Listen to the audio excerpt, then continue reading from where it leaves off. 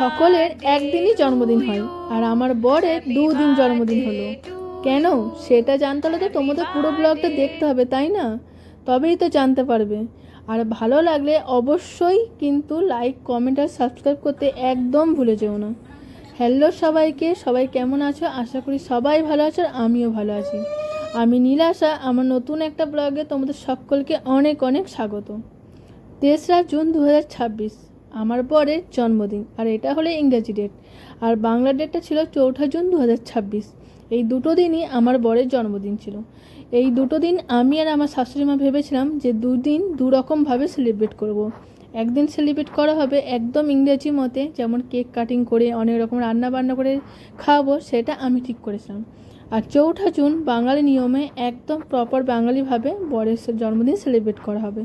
সেই হিসাবেই আমরা জন্মদিনের দিন দেখো রান্নাবান্না শুরু করে দিয়েছি।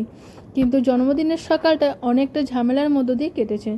আগের দিন রাত্রেই আমাদের শেষ হয়ে গেছিলো গ্যাস, আর তখন যেহেতু গ্যাসের ক্রাইসিস চলছিল, সেই কারণে গ্যাসটা ব্ল্যাকেই কিনতে হলো, কেননা এত রান্নাবান্না তো আর ইন্ডাকশানে পসিবল না। সেই কারণে তারই মধ্যে দেখো মা গোপুসোনাকে নারকেল আর লিচু দিয়ে ভোগ দেওয়া হয়েছিল, আর সেই ভোগের প্রসাদই আমরা সবাই মিলে ভাগ করে খেয়ে নিলাম।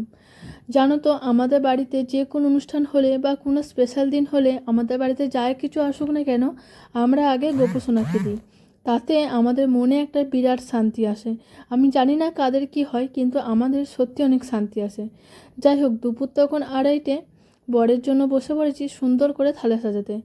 আসলে আমাদের প্রতিটি মানুষই আমরা কি চাই জানো তো, আমাদের স্পেশাল দিনে আমাদের চারপাশের মানুষরা যাতে আমাদেরকে আরও বেশি করে স্পেশাল ফিল করায়, বিশেষত নিজের সবথেকে কাছের মানুষটা, সেটা প্রতিটা মানুষই চায়। তাই আমি আমার সাধ্যমতো চেষ্টা করি আমার বরকে স্পেশাল ফিল করানোর। তবে ইচ্ছা আছে একদিন অনেক বড় রেস্টুরেন্টে নিয়ে গিয়ে সবার মতো ওর জন্মদিনটাও সেলিব্রেট করব। কিন্তু আমি সেটা জানি না আমি সত্যি পারবো কি না, তবে ভগবানের আশীর্বাদ থাকলে আর তোমাদের ভালোবাসা থাকলে অবশ্যই আমি পারবো। যাই হোক, বরের সেদিনকে জন্মদিনের লাঞ্চে ছিল 5 রকমের ভাজা, চিকেন কষা, ডাল, আর হচ্ছে গিয়ে চিংড়ি মাছের মালাইকারি, চাটনি, পাঁপড়, মিষ্টি, দই, আর ফলের মধ্যে ছিল আম আর লিচু। ব্যাস এইটুকুই আমি আমার মতো করে গুছিয়ে বরকে দেবো খেতে। আসলে আমার যেহেতু মা নেই, তাই আর কি বরেরও না সেরকম আদর হয় না। মানে কথাই আছে না, শাশুড়ি না থাকলে জামাই আদর খুব একটা হয় না, জামাইরা আদর পায় না। সেই কারণে আমি চেষ্টা করি আমি আমার মতো যতটুকু সাধ্য আমি ততটুকু ওকে সেই ফিলটা করানোর। দেখো, মা না থাকলে তো নিজেকেই করতে হয় না, কিন্তু যতই বাড়িতে থেকে তো সেটা সবসময় পসিবল হয় না, তাই স্পেশাল দিনটাতে ওকে আরও বেশি করে স্পেশাল ফিল করায়। এতে যেন অনেকটা আনন্দও লাগে। আমার জন্মদিনে ও আমাকে যতটুকু পারে আমাকে স্পেশাল ফিল করায়, ঠিক সেরকম আমিও করি।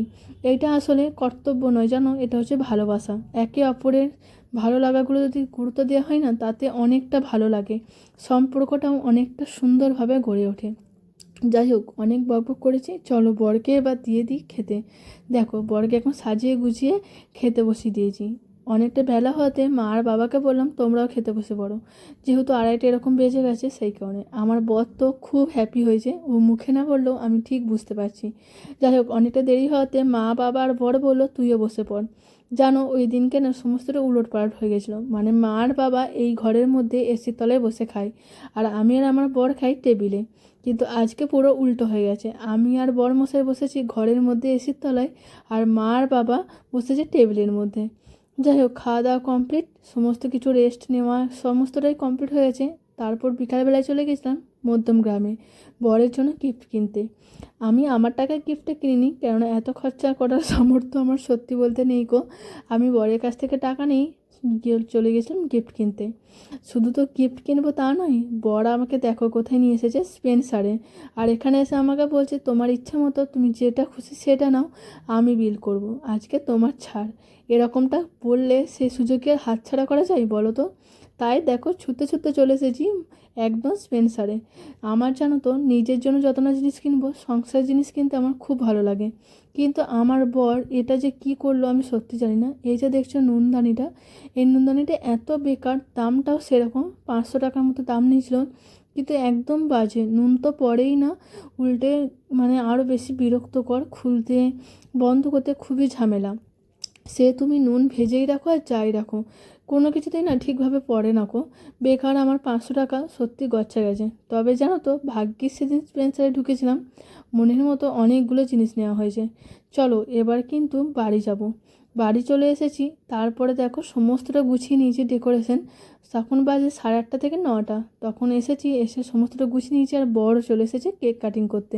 তো এখানে সবাই আমরা দেখো কেক কাটিং করতে বসে পড়েছি। এখন হচ্ছে গিয়ে কেক খাওয়ানোর পালা।